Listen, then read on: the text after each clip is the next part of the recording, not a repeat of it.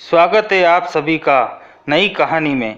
आज की हमारी कहानी कुछ इस तरह से है। चलिए कहानी शुरू करते हैं। गांव का नाम था सूरजपुर, जहां की मिट्टी में सादगी और रिश्तों की मिठास घुली हुई थी। ये वही जगह थी जहां छोटे बड़े सभी एक दूसरे के सुख दुख में साथ खड़े रहते थे। इसी गांव के सबसे छोर पर एक पुरानी लेकिन साफ सुथरी कच्ची घर थी, जिसमें मामा और मामी रहा करते थे। मामा का नाम था हरिदास और मामी का नाम था शांति। हरिदास गांव में काफ़ी जान पहचान वाले इंसान थे। उनके हंसमुख स्वभाव और हर किसी की मदद करने की प्रवृत्ति के कारण लोग उन्हें बेहद पसंद करते थे। उनकी पत्नी शांति, जो उम्र में उनसे 5 साल छोटी थी, अपने नाम के विपरीत जीवन में कई तूफानों को सह चुकी थी। हरिदास और शांति की कोई संतान नहीं थी। उनकी शादी के 20 साल हो चुके थे, लेकिन इस कमी ने कभी उनके बीच के रिश्ते को कमज़ोर नहीं होने दिया। शांति का स्वभाव ठंडा और हंसमुख था। वह हर परिस्थिति में मुस्कुराते हुए अपने घर और हरिदास की देखभाल करती थी। दिन में वह अपने घर का काम निपटाने के बाद अक्सर गांव की दूसरी औरतों के साथ चौपाल में बैठती, लेकिन भीतर ही भीतर उनकी आंखों में एक खालीपन झलकता था, जिसे केवल मामा समझते थे। हरिदास केले का व्यापार करते थे। वह सुबह सुबह अपने ठेले पर ताज़े केले लाते और पूरे गांव में बेचने निकल जाते। उनका ठेला हमेशा खुशबू से महकता रहता था और उनकी आवाज़ में ऐसी मिठास होती थी कि लोग केले न खरीदने के बावजूद भी उनके ठेले के पास ठहर जाते। गांव के बच्चे तो मामा से अक्सर केले मुफ्त में ही ले जाते और मामा भी बिना किसी शिकन के उन्हें अपने ठेले से खुश होकर दे देते थे। इसी से उनके व्यक्तित्व का अंदाज़ा लगाया जा सकता था। वो अपनी छोटी छोटी खुशियाँ भी दूसरों से बांटने में विश्वास रखते थे। लेकिन जीवन हमेशा ऐसा नहीं रहता जैसा हम सोचते हैं। एक दिन जब मामा केले बेचने के लिए गांव की गलियों में घूम रहे थे, अचानक उन्हें तेज़ सीने में दर्द हुआ। उन्होंने सोचा कि शायद ज़्यादा काम की वजह से ऐसा हो रहा होगा, लेकिन वह दर्द बढ़ता चला गया। किसी तरह वह ठेला खींचते खींचते घर पहुँचे, जहाँ शांति ने उन्हें बिस्तर पर लिटा दिया और तुरंत गांव के वैद्य को बुलाने भेजा। वैद्य ने मामा की नब्ज टटोलते हुए गहरी सांस ली और धीरे से कहा, शांति बहन, इनका हाल ज़्यादा ठीक नहीं लग रहा। इनका शरीर कमज़ोर हो चुका है। तुम उन्हें तुरंत शहर के डॉक्टर के पास ले जाओ। शांति के पैरों तले जमीन खिसक गई थी। वह जानती थी कि हरिदास की तबीयत पिछले कुछ दिनों से थोड़ी ढीली चल रही थी, लेकिन वह इस हद तक गंभीर होगी उसने कभी नहीं सोचा था। गांव के कुछ लोग तुरंत हरिदास को बैलगाड़ी पर लादकर शहर की ओर रवाना हुए। शांति ने जल्दी कुछ कपड़े और पैसे समेटे और हरिदास के साथ निकल पड़ी। शहर का अस्पताल गांव से काफ़ी दूर था। रास्ते में हरिदास के चेहरे का रंग उतरता जा रहा था। शांति की आंखें बार बार भर आ रही थी, लेकिन वह खुद को संभालते हुए थी। मन ही मन वह भगवान से प्रार्थना कर रही थी कि उनके हरिदास को कुछ ना हो। अस्पताल पहुंचने पर डॉक्टर ने तुरंत हरिदास को अंदर ले लिया, लेकिन कुछ घंटों के बाद डॉक्टर ने बाहर आकर शांति को जो खबर दी, वह किसी बिजली की तरह उस पर गिरी। डॉक्टर ने कहा, हमने पूरी कोशिश की लेकिन उन्हें बचा ना सके। उनका दिल काम करना बंद कर चुका था। शांति के आंखों के आगे अंधेरा छा गया। वह वहाँ बेबस खड़ी रह गई, जैसे उसके पैरों तले जमीन खिसक गई हो। हरिदास की मौत ने शांति को अकेला और असहाय कर दिया था। गांव के लोग हरिदास के अंतिम संस्कार के लिए इकट्ठा हुए। सभी ने शांति को सांत्वना दी, लेकिन उनके दिल का बोझ कोई नहीं समझ पाया। मामी अब एक विधवा थी, अकेली बेसहारा। मामा की मौत ने उनकी दुनिया को तहस नहस कर दिया था।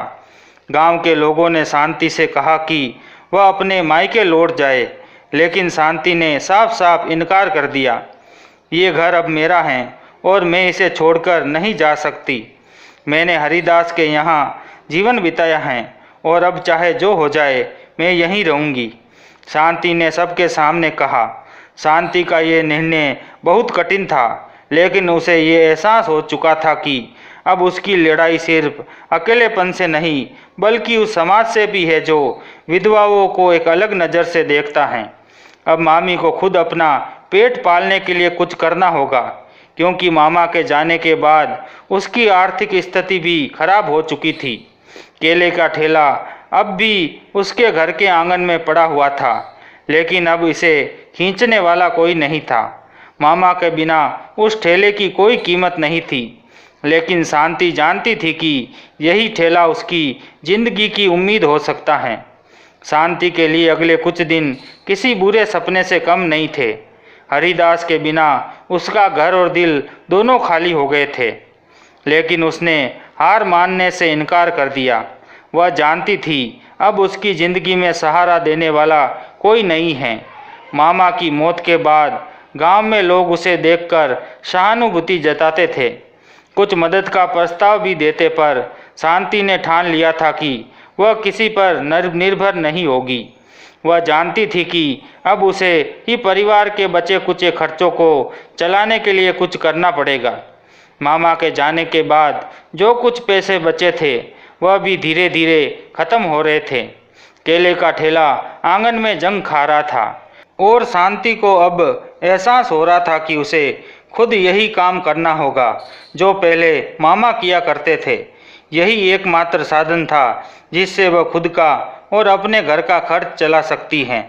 लेकिन केले बेचने के लिए गांव की गलियों में निकलना एक विधवा के लिए आसान काम नहीं था। गांव के लोग, खासकर औरतें, विधवाओं को एक अलग दृष्टि से देखते थे। विधवा औरत अगर घर से बाहर निकलकर कोई काम करे तो समाज उसे आसानी से स्वीकार नहीं करता। लेकिन शांति को ये बात समझ आ गई कि समाज की परवाह करने से वह भूखे मरेगी। उसने अपने डर को किनारे रखकर ठेला तैयार करने का फैसला किया। एक सुबह शांति ने पुराने कपड़े पहने, माथे की बिंदी को पोंछ दिया और मामा के ठेले को साफ करने में जुट गई। गांव के लोग उसकी हर हरकत को देख रहे थे। कोई कुछ नहीं कहता था, लेकिन उसकी नज़रों में सवाल साफ थे। शांति ने उनकी नज़रों को नज़रअंदाज किया और ठेले पर केले लाद दिए। पहले दिन उसकी उंगलियां कांप रही थी, लेकिन उसने खुद को मजबूत बनाया। वह याद कर रही थी कि मामा कैसे हंसते मुस्कुराते ठेले पर केले बेचते थे। उनके कदमों की मजबूती, लोगों से बात करने का तरीका और उसकी आवाज़ की मिठास शांति हर बात याद कर रही थी। लेकिन आज वह खुद उसी ठेले के पीछे थी। उसके लिए ये न केवल मामा की यादों से जुड़ा हुआ था, बल्कि ये अब उसकी आजीविका का साधन भी बन चुका था। जैसे ही वह गांव की गलियों में पहुंची, उसकी आंखों में संकोच और दिल में डर था। गांव के लोगों ने उसे देखा तो कानाफूसी शुरू हो गई। कुछ औरतें उसकी हिम्मत की दात दे रही थी, तो कुछ लोग अपनी पत्नियों से कहते सुने गए, विधवा होकर केले बेचना, ये तो पूरे गांव की इज्जत की बात है। समाज का यही दोहरा चेहरा शांति के सामने था। जहां एक तरफ उसकी मेहनत की तारीफ हो रही थी, वहीं दूसरी तरफ उसे लेकर लोग बातें बना रहे थे। शांति के कानों में ये फुसफुसाहटें जरूर पहुंच रही थी, लेकिन उसने अपने काम पर ध्यान दिया। पहले दिन बहुत कम लोगों ने उससे केले खरीदे। कुछ ने तो केलों का नाम सुनते ही उसे नज़रअंदाज कर दिया। शांति को यह देखकर दुख हुआ, लेकिन उसने ठान लिया था कि वह हार नहीं मानेगी। उसने ठेले को फिर से खींचा और दूसरे हिस्से में जाने लगी। गांव के बच्चों के चेहरे देख उसे उम्मीद बंधी। मामा बच्चों के बीच काफ़ी लोकप्रिय थे और शांति को यकीन था कि बच्चे अब भी केले खरीदेंगे। बच्चों ने जब शांति को देखा तो झिझके, लेकिन फिर धीरे धीरे उसकी ओर बढ़े।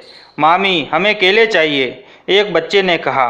शांति ने हल्की मुस्कुराहट के साथ उन्हें केले दिए।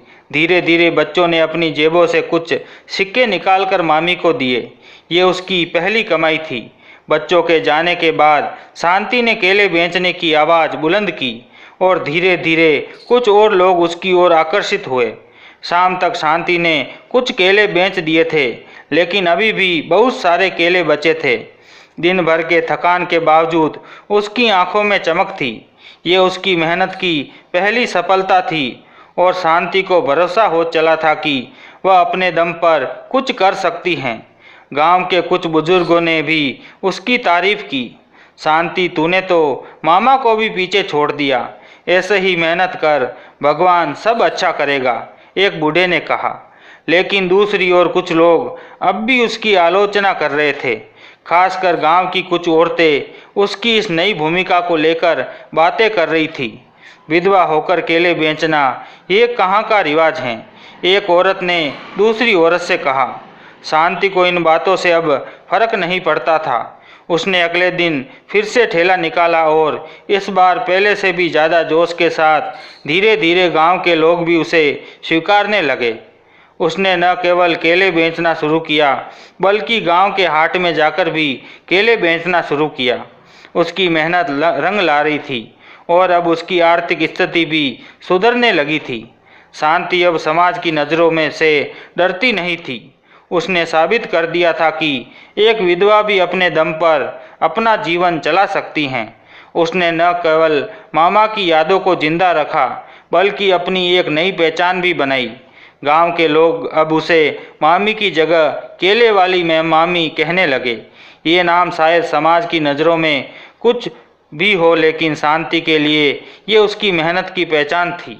शांति की मेहनत धीरे धीरे रंग ला रही थी। वह अब गांव भर में केले वाली मामी के नाम से मशहूर हो चुकी थी। पहले जो लोग उसकी हिम्मत पर सवाल उठाते थे, अब वही लोग उसकी मेहनत की दात देते थे। उसका ठेला अब हर दिन गांव की गलियों में घूमता और लोग मामी से केले खरीदते हुए उसे इज्जत भरी निगाह से देखते। शांति ने साबित कर दिया था कि विधवा होना जीवन का अंत नहीं बल्कि एक नए सफ़र की शुरुआत हो सकता है। बस अर्थ है इंसान अपनी परिस्थितियों से हार न माने। समाज अब उसे एक अलग दृष्टिकोण से देखने लगा था। जो लोग पहले उसकी आलोचना करते थे वे भी अब उसे साहस की तारीफ करने लगे। गांव के कुछ बुजुर्ग पुरुष और महिलाएं अक्सर उससे कहते, तूने तो हमारी आंखें खोल दी शांति। हमने कभी सोचा भी नहीं था कि कोई विधवा इस तरह अपने पैरों पर खड़ी हो सकती है।